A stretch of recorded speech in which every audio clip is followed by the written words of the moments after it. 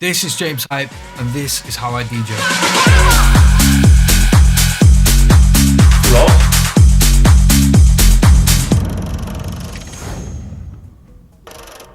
I remember seeing DJs in music videos wanting to do what they did because I thought that they made the music and I didn't understand what DJing really was. When I first got decks, I didn't really know of any DJs. I knew of a lot of like record producers and I was like, oh, that's what they do. They have decks. So I was quite naive as to what a DJ actually did. So yeah, I just really like the idea of taking a record from here and making it into something else. So I maybe thought that it was more of a remix tool than a tool to play music to people. And that... Wie der bei uns im Studio war, der hat, also falls schon mal wie in England war, die haben ja dort ein bisschen anderen Humor wie uns da, so in Europa, halt so Deutschland, Österreich, Schweiz und so weiter und so fort. Junge war der schwarze Humor bei ihm. Eieiei. Something that I discovered. Und privat ist er eigentlich so ein wirklich cooler Typ. Also, wie soll ich sagen, er ist nicht auf dieser Pro-Basis unterwegs wie ein Hugel oder ein Tujamo oder Aka oder wer auch immer das schon war im Studio. Das nicht, die waren alle so auf Pro-Basis. Aber der halt nicht, der war so auf dieses Kollegen-Status, sag ich mal dazu. So, ja, du arbeitest denselben Job wie ich halt, wir sind Kollegen, wir kennen sich halt aus. Sowas, aber trotzdem halt sehr, sehr lässig und cool halt so überbracht. Later in my journey.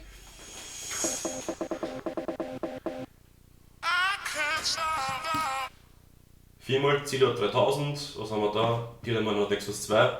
Q-Punkte bis zum Umfallen gespeichert, 1, 2, 3, 4, 5 und 6 Punkte, 2 Hotkeys gespeichert. Dann haben wir Loop, No Vocal A Cappella, hier nochmal ein No Good. Wahrscheinlich genau das schon mal gespeichert. Loop vorbereitet auf Hotkeys-Film, was man da sieht. Alle Player auf Vinyl, auch der hier. Hier haben wir noch eine A-Cappella, Remastered. Kann ich lesen? Irgendwas, Brief. Gut, dann wissen wir schon, wie er reinstartet. 4 Kanäle sind bereits oben, das heißt, er spart sich schon hier einen Handgriff, ganz wichtig. Und Abfahrt. Filter aufgedreht.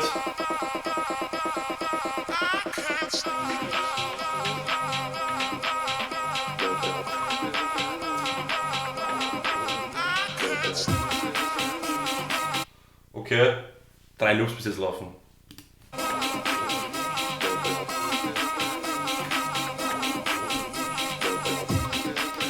Wisst ihr jetzt, was ich meine? Der hat das Set 1000 Mal geübt. Das schafft jeder von uns. Easy. Also locker. Also wenn ich mich mit jetzt jedem da hinsetze, bin ins Studio, dann haben wir in 4 Stunden so ein Set gebastelt und das übst noch eine Woche und dann kannst du spielen mit James halt. Easiest way. Es ist wirklich nichts Schweres dabei. Vor allem, er tut sich halt leicht, weil überall bei jedem Player Quantize aufgedreht ist. Bis auf den da. Warum er da wahrscheinlich Quantize nicht aufgedreht ist, damit er rhythmisch mehr spielen kann, weil Quantize sich da ein bisschen behindert dabei.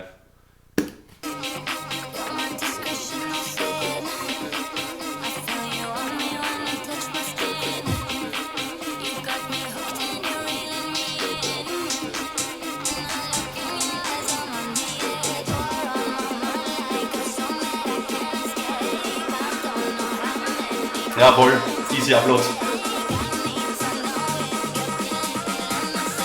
Das müsst ihr vielleicht ein bisschen üben. Quasi Scratching-Technik auf dem Line-Fader.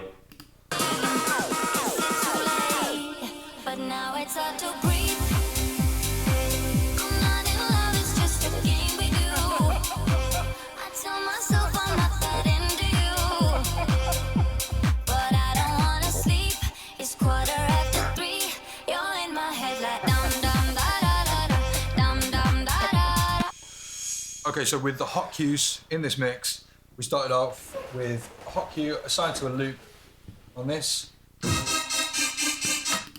Übrigens, alles was der jetzt macht hier, kannst du dir am Laptop schon vorbereiten quasi. Das heißt, also ich mache das so zu Hause. Ich bereite mir das komplette Set schon am Laptop vor. Ich weiß schon, was ich runterspielen werde. Und habe das Set schon eventuell einmal auf das Set durchgespielt, damit ich weiß auch so von den Übergängen, wie es ungefähr werden könnte. Und den Rest bereite ich mir alles am Laptop vor. Und du kannst es auch teilweise am Recordbox am Laptop auch ein bisschen zusammenspielen lassen, einfach um zu schauen, wie, was, wo genau. Und dann kannst du dort eben quasi so wie er hier die Cue-Punkte speichern und natürlich halt schon auf den Hot-Cues die richtigen Loops abspeichern und dann auch schon einfach Hot-Cue-Punkte setzen. Triggering it with the hot cue right on the beat. The hot cue loop assigned again on deck 2. Triggering it with the hot cue. On the third deck, I actually use a hot cue to jump out of a loop. So I'm in the mix like this. I've then got a loop going. Just gonna keep on going around. Genau, was viele auch, also das fällt mir auch in der Schule auf bei uns, weil ich auch teilweise DJs unterrichte, die halt schon lange auflegen. Was er jetzt da gemacht hat, man darf halt nicht vergessen, dass der Knopf hier, der Cue-Punkt und der In-Punkt, das ist derselbe Knopf. Also es ist ein und dasselbe Ding einfach. Nur dass du halt, wenn du hier drauf drückst, stehen bleibst und da markierst du etwas. Im Prinzip aber, wenn du das hier vergleichst, ist es dasselbe. Es steht auch hier drüber in/Cue. Ja? Das heißt, wenn du hier einen Startpunkt hast, so wie es er hier gesetzt hat, und einfach nachher auf Out drückst, dann hast du auch automatisch einen Loop. Das heißt, du sparst dir hier wieder einen Handgriff. In the mix like this. I've then got a loop going. Just gonna keep on going around. When the time is right, I'm gonna go. Hot cue. So the hot cue in that instance is being used to start the track from a different point, but it's also being used to break out of the loop because I didn't have to exit the loop at all. On deck 4, I'm using the hot cue. Warum er jetzt auch hier Quantas abgedreht hat, sieht man gut bei dem Vocal, weil das Vocal nicht am Beatgrid draufhängt. Ja? Different point, but it's also being used to break out of the loop because I didn't have to exit the loop at all. On deck 4, I'm using the hot cue. Aber kurz. Hier. Es ist zwar ein Beatgrid drauf, aber es fängt komisch an. Das heißt, er müsste eventuell, wobei er drückt, ich glaube hier auf der 1 und dann läuft es richtig los. Aber normalerweise würde ich mir jetzt genau hier an dem Punkt anlegen, den man hier sieht. Und dann würde ich auf die und einspielen. Ohne Quantas natürlich, weil sonst fängt er immer Beatgrid an zu spielen. Würde für mich einfach leichter gehen. Aber ja. To trigger the vocal. So I think the importance of hot cues here. Am Vocal, habt ihr gesehen, hat er noch einen Echo auf 3/4 aufgedreht gehabt, damit einfach mehr Room Space das Vocal bekommt. Is it allows me to jump around the track while the track's still playing. That's the most important thing. Like, if I didn't have the hot cues and I was trying to do this on deck 3, then I'd be like, and then I'd have to kind of pull the fader down and go, and then skip to the bit I want. But because of the hot cue, we can leave the fader up and do it. And because of the quantize being turned on as well, we're not going to go out of time with the other tracks in the mix. Now, on this a cappella as well, in this example, I didn't really use it, but we've got. So I've assigned 3 different. Beim zweiten Hot habt ihr gesehen gerade, dass der Vocal nicht am Beat startet. Important parts of the a cappella to the hot cue. So we could actually use it to kind of play through the track. So you could be like.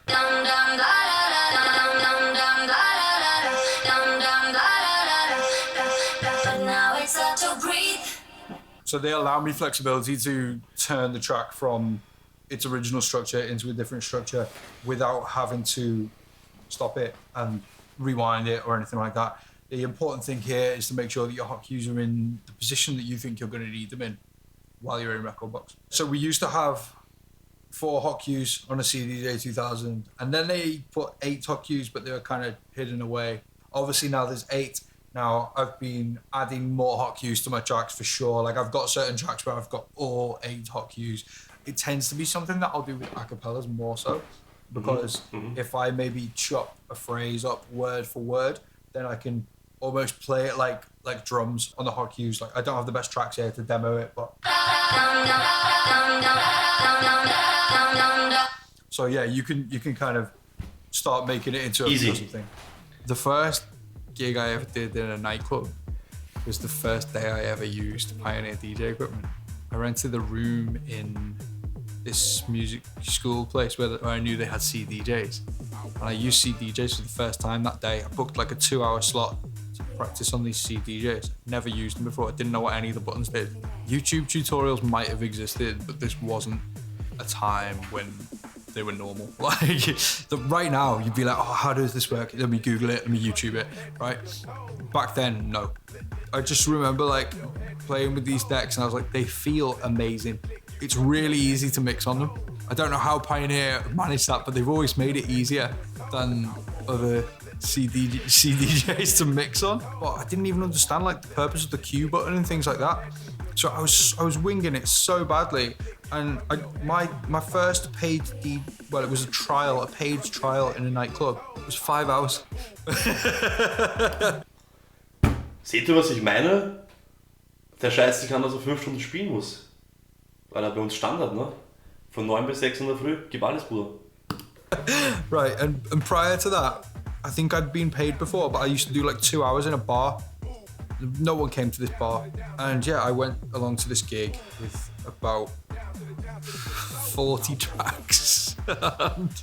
and somehow I knew that a DJ wasn't allowed to repeat songs. And I was Stell dir vor, du gehst einfach 5 Stunden mit 40 Nummern im Gepäck. Ja, stirbst. Vor allem, wenn du so spielst wie er, dann bist du einfach nach 10 Minuten fertig oder 12. Kannst du dann nach Hause gehen. Absolutely terrified because it got to like the 4th hour and I was like, I've run out of music. I actually ran out of music on my first gig. Yeah. Okay, so one of the techniques that I use during this mix is looping. So on the first deck, Ja, Mann. Aber du kannst halt keinen Karl Kox mit einem James Hype vergleichen. Erstens einmal, Karl Kox ist einer, der spielt halt live. Also der macht schon seine Sets irgendwo, ja, aber nicht so wie halt ein James Hype, der sich halt Q-Punkte setzt und Hot Qs da komplett fertig macht. Der, wenn er so 24 Stunden Set spielt, dann halt seine Playlist, wo er einfach rauszieht auf Recordbox und fertig. Das ist ein Oldschool-DJ, so wie es hat gehört. Ne? Meine 2 Idole von früher, auch heute noch teilweise, ist ein Karl Kox und für alle, die noch nicht kennen, ist ein Roger Sanchez. Ehemaliger Pioneer-DJ, heute noch, aber spielt nicht mehr so viel wie früher. Dieser Typ auf die CD1000 MK2, der hat einfach gefickt. Der hat einfach alles gemacht, was geht auf dem Player, ins Player zerlegt. Das war damals eine Legende. Also was der gemacht hat auf CD1000, da war noch nichts mit Bildschirmen und Quantize und keine Ahnung was. Das war noch halt richtig arbeiten am Player. Das war geil.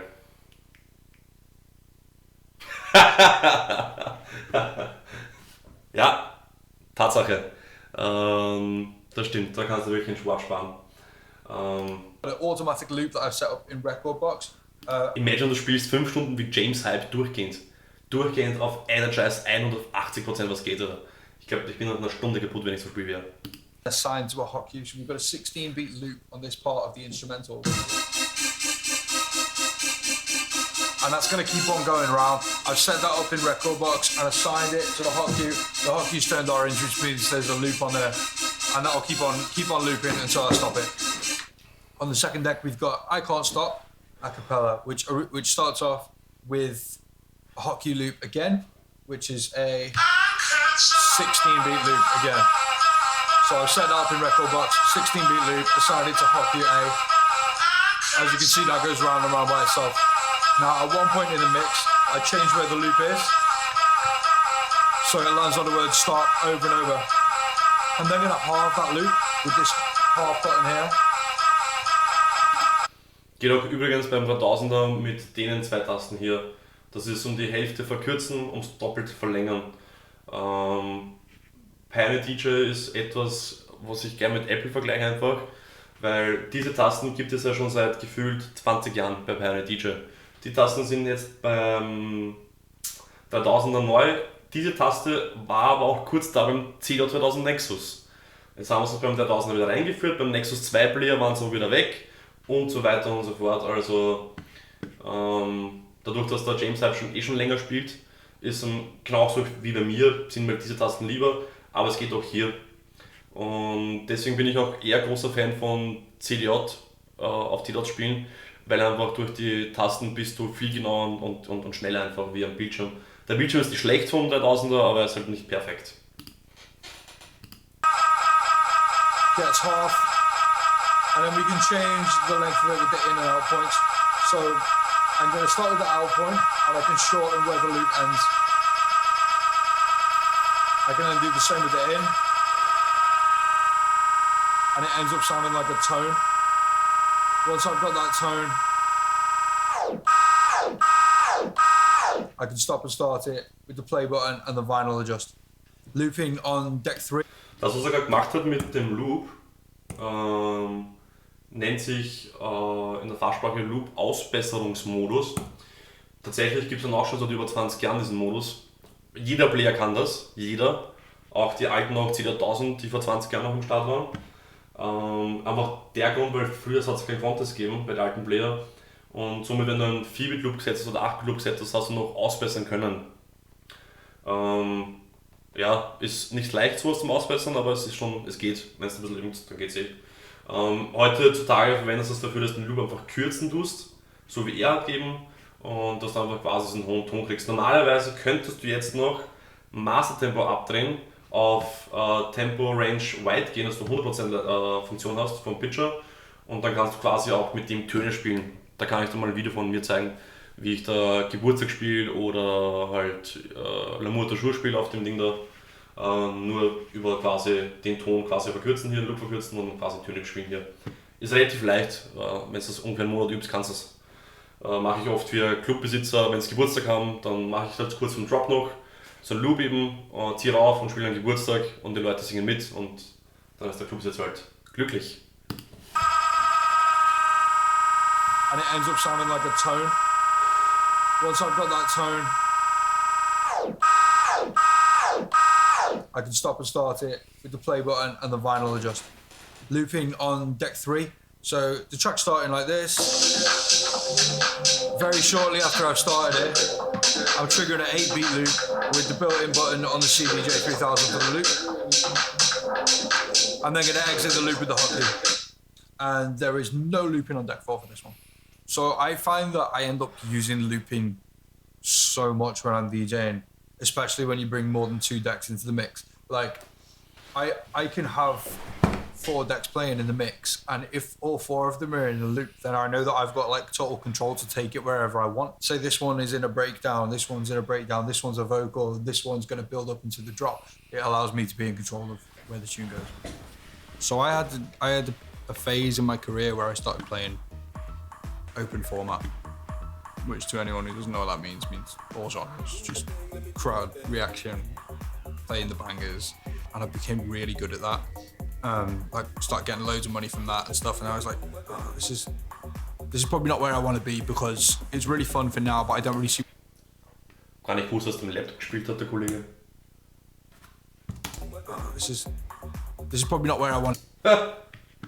Was ist das? CD 2000? Der gute alte mit einem Laptop hier. Because it's really fun for. Und? Ist das eine Serato-Box hier? Digga, was ist denn da los? But I don't really see where this is going. So I was like, okay, well, I'm making music, I'm making house music, so I need to play house music, so I need to kind of take that step away from this open format thing that I'm really good at, but I have to kind of take a step backwards to get to where I want to be. So I think I changed my DJ style a lot while I was doing the open format thing. I then took that back to the house music thing, and then I was maybe looking at the house music from a different perspective to somebody who's only ever played house music. So when I was the open format DJ, I started using Serato with a laptop and CDJ control.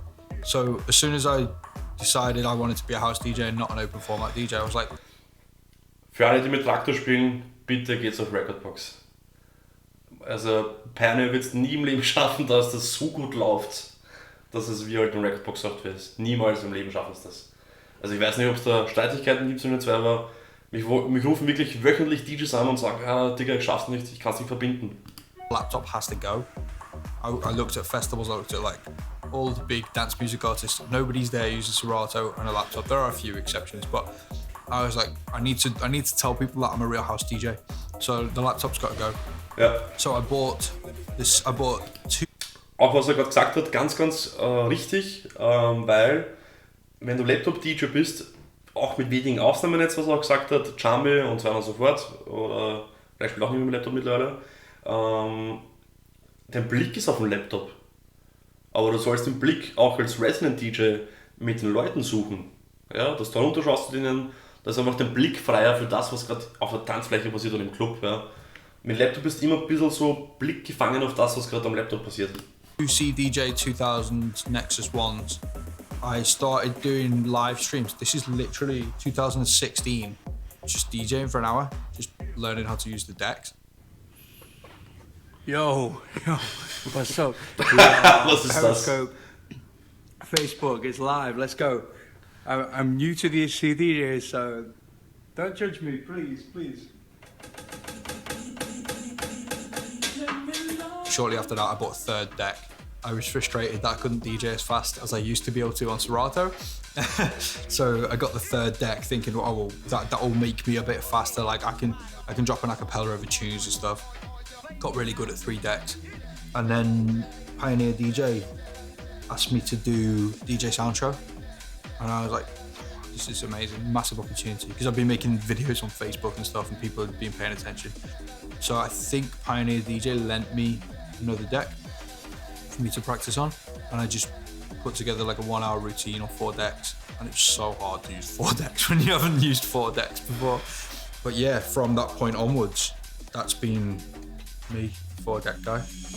Okay, so if we look at the mixer section here, this might look random, but I've made very specific choices about the EQ settings and the filters and stuff. So when I'm trying to do a 4 deck transition, I'm very conscious that it can get very messy very quickly because 4 songs aren't meant to be played together. I've made conscious decisions, A, in what tracks I'm going to play, but then B, in how they're EQ'd and they're put together.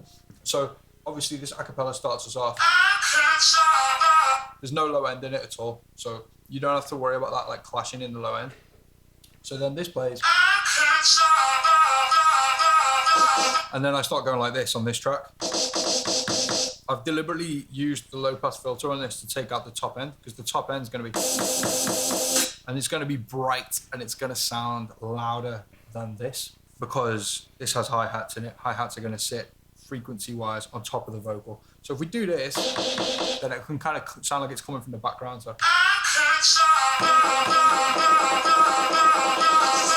And then as I open up the filter, it's going to sound like it's getting closer to you. I've also taken some of the bass out, because if we had the bass in, there's quite a lot of like messiness in the low end. So if I can eliminate that, the other thing I can do with the bass is I can make it feel like it's getting further away and closer to you. So that's one thing that I do, is as it's building up, I'll be bringing the bass up and the filter up. This deck, I've used the EQs quite strongly, literally just to boost the frequencies. Übrigens, das, was macht, ist absolut richtig, das kann ich so bestätigen, was sagt. Das ist, genauso macht man das auch. Genauso bringen wir es auch den Schülern bei, wenn es darum geht, dass du mit A Cappella spielst. Viele A Cappellas haben einfach keine Low-Ends, weil eben einfach nur A Cappella, also nur Gesang. Und das, was ihr hier macht mit dem Low-Filter, ist auch sehr, sehr gut. Auch, dass er den Bass fast abdreht hier, auch sehr gut. Und dass du die also die Höhen und die Mitteltöner hier auch mehr gibst, dass quasi der Vocal über der Nummer, die gerade spielt, drüber liegt. Weil wenn du so ein Konzert anhörst von der Sängerin, ist die Sängerin auch immer über alle Instrumente drüber gestellt. Und mittig, so vom Pen her. Ja? Und das macht er schon richtig, also das ist halt alles Hand und Fuß. Quite quiet. When it was playing over everything, this is something when you're playing for 4 decks, like things don't always like cut through. So I boosted the EQs because this seemed quite quiet. I don't like playing with the gains when I play. I like leaving the gains at 0. So I tend to just boost here. May or may not be the correct thing to do. That's how I play. Richtig, dass er sagt, die Gains lasst ihr hier in Ruhe. Natürlich jetzt, wir reden hier von einer Show. Ja? Das ist ja kein Resident DJ, so wie es wir halt die meisten sind. Oder halt, ja, normaler DJ-Stuff, was so jeder macht. Sondern der hat halt alles hoffentlich vorausgeschaut und hat geschaut, ob die von der Lautstärke alle gleich sind. Wenn nicht, tust du sie hier angleichen mit dem Dings, mit deinem Equalizer, den du hast, ein Dreiband. Aber sonst über den Abend verteilt, wenn du ein normaler Club-DJ bist, dann müsstest du schon über den Trim ein bisschen nachbessern, damit die Lautstärke immer gleich bleibt. On this one, I've taken out a little bit of the bass because, again, it doesn't have any bass in it, and I don't want it to have any bass in it. I want all the bass to come from this track, so that then when this one drops, like you can feel the bass is building here. And then when it drops, like you get the full force of the bass. The other thing I've been using in this is the echo. So I start the echo out on deck 2. It's on a 3/4 beat echo, which is 10. It's my go-to really. It just sounds nice in the mix. It just adds a bit of space. So again, I'm trying to make things feel like they're a bit further away, and then they're going to get a lot closer to you when they're on the drop. So we start with the echo here. Which makes it feel a bit washed out and spacious. And then as soon as I start playing on this deck, I switch the echo over to deck 4, so that this then feels like... Because if you listen to this without the echo, it's a very dry a cappella. As we're coming up to the drop, I will tend to take the bass out of anything with bass in it. So as we're coming up to drop on Joker, I'll be using the filter on No Good, just to make sure that No Good is coming out of the way a little bit to make space for Joker on the drop. There's a lot of record box prep required. Das ist auch das Wichtigste, vor allem wenn du auch live spielst und du halt live sowas magst, so wie ich auch das mache im Club, mit Tricks und Mess.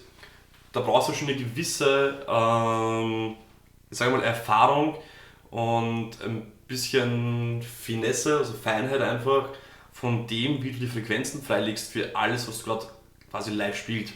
Ja? So wie es er vorher erklärt hat am Mischer, hier, er gibt ja quasi hier mehr Room, also er will halt draufsetzen auf dem Lied, dass alles drüber liegt, das sieht man hier ziemlich gut.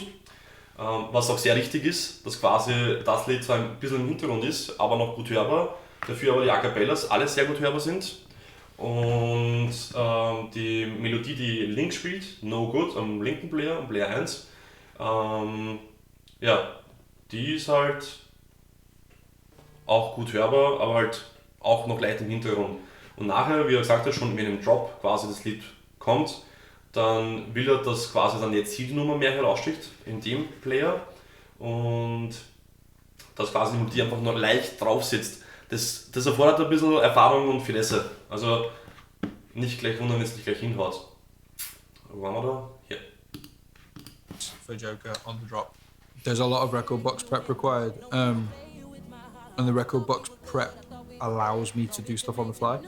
Because if my tracks are categorized correctly, if my acapellas are labeled correctly, if the hot cues are in the right place, then I don't have to listen in my headphones to know, say that hot cue one's going to be on the first word, or that loop there is going to be on that word. Genau, ich spiele auch hauptsächlich ohne Kopfhörer live und dadurch, dass ich die Nummern auswendig kenne, auf jeder Sekunde brauche ich keine Kopfhörer, ich weiß genau, was passiert und ich weiß genau, was ich machen muss. Also ich kriege mich oft auf YouTube Hate-Comments, dass ich ohne Kopfhörer spiele, das kann ja gar nicht echt sein und da ist sicher Beatsung irgendwo aufgedreht, obwohl er am Player obviously sieht, dass halt kein Beatsung aufgedreht ist. Ne? Und bei ihm genau dasselbe. Er hat sich alles perfekt ausgecheckt, braucht keine Kopfhörer, ganz klar. So, because they're well prepared, I can load them on the fly, and because they're marked in key and things like that, it allows me to do stuff on the fly. When it's a show where I expect a more commercial audience, I will kind of take a selection of my most well-known transitions and kind of put them together with a couple of new bits. Whereas if it's a more underground show, then I'm going to be looking for new stuff. I'm going to be looking for heavier stuff. I'd probably actually spend longer putting a set together for a more underground show than I would for a more commercial show. Because with a more commercial show, not so much is going to change. So I use in-ear headphones or in-ear monitors when I'm DJing, which is not like the most normal thing I'm aware.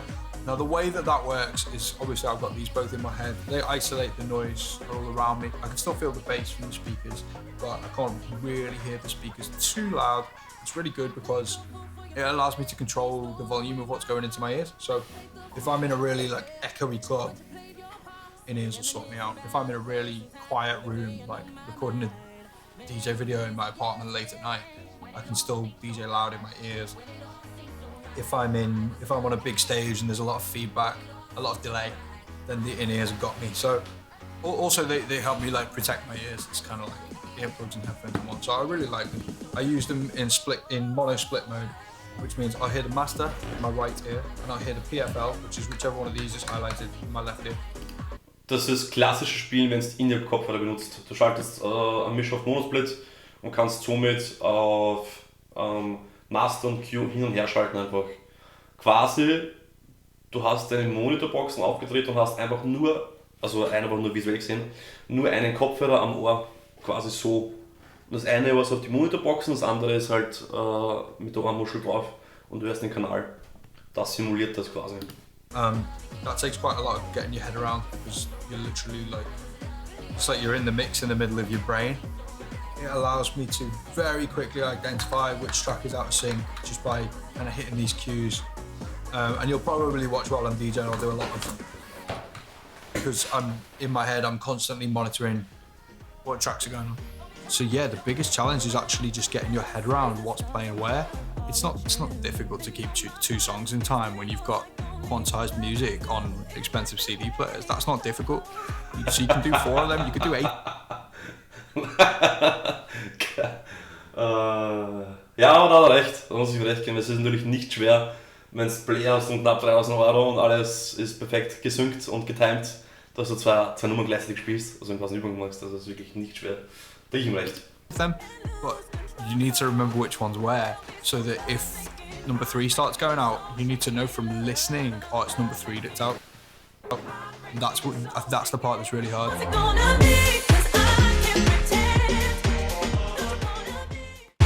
So, das war's.